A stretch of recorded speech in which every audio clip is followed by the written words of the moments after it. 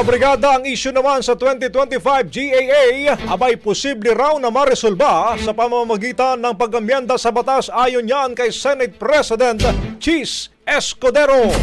Mula dyan sa Senado, Brigada Ann Cortez, ibrigada mo! Brigada Live Report. Iginiit ni Senate President Chis Escudero na sa kanyang paniniwala, hindi pagdulog sa Korte Suprema ang sagot para maresolba ang issue.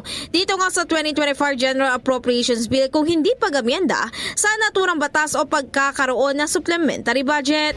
Pagdating naman sa issue ng PhilHealth, sinabi ni Escudero na malinaw na makikita na nagkaroon ng paglaok ng coverage sa iba't ibang ospital nang mapalitan ang namumuno rito.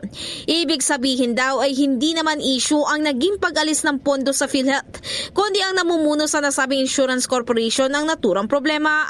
Kumpiyansa naman ng senador na constitutional ang lahat ng probisyon ng 2025 budget dahil sinaliksik at pinag-aralan nila itong mabuti sa Kongreso.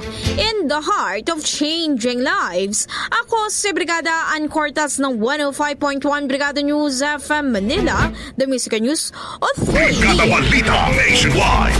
Ang bahaging ito ay hatid sa atin ng Guard C Plus with Zinc Capsule. Always protektado ang kalusugan.